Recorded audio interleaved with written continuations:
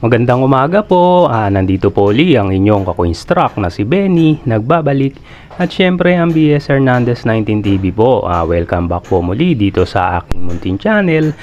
Gaya ng dati sa mga dati na po nating mga subscriber at syempre sa mga bago rin lang po nating mga subscriber. Kamusta po pala kayong lahat? Dalangin ko po na sana nasa maayos tayong kalagayan sa mga oras na ito. Mag-iingat na lang po kung ano man ang gagawin natin at kung saan man tayo pupunta. Nga pala ang content po pala natin ngayon about construction pa rin. Ang gagawin po pala natin DIY na ventilation sa ating ceiling eaves. Ito nga po ang gagawin natin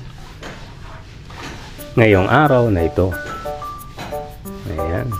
Ang sukat po ng ating ventilation po sa ating ceiling eaves ay 30 by 30 cm nga po. Ayan. Tapos may mga butas po siya.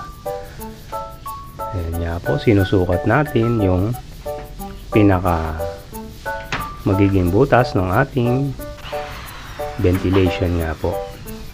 Ayan. Bale, 6 na butas po na hilera ang gagawin po natin dito sa ating ventilation.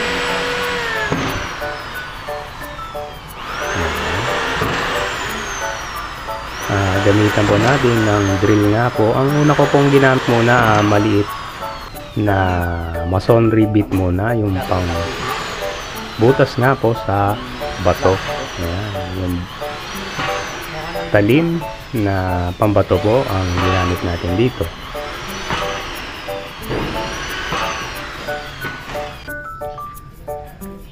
Ito palang ginamit natin na pang ceiling eaves nga ay cement board. Ang size po nito 1/4. Tapos nakasukat na rin po ito dun sa ating ceiling eaves na paglalagyan para hindi naman po tayo mahirapan kapag in-install na natin itong cement board nga po. Ayan.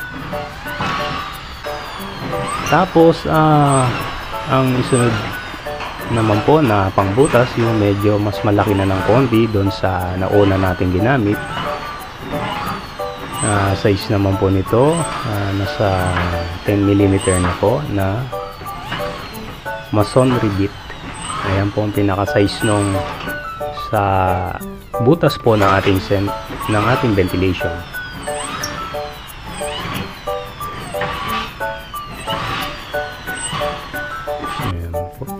Enjoy lang po tayo mga kako-instruct sa panonood. Pagkatapos po natin mabutas, yung makumpleto na, linisin lang po yung mga naiwan na pinagbarenahan nga po para mas maganda naman, mas smooth yung ating cement board nga na ikakabit sa ating ceiling eaves.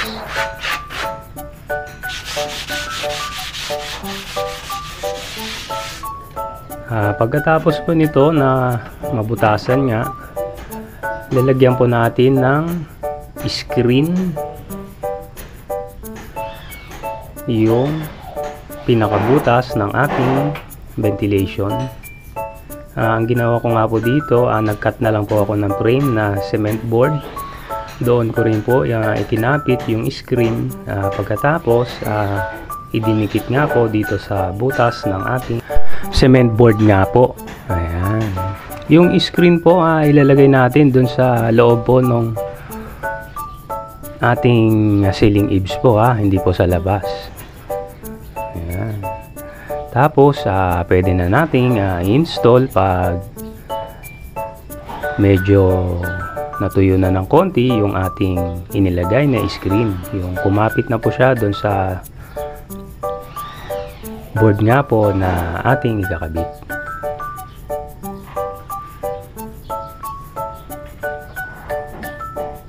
Ito nga po nakasukat na itong ating ginawang pang ventilation nga po na cement board para hindi na tayo mahirapan pag in-install natin ito.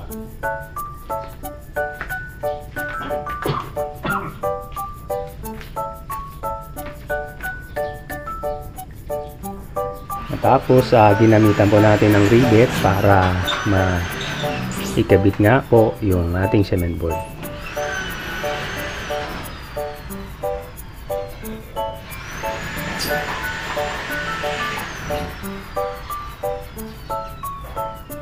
Yan nga po.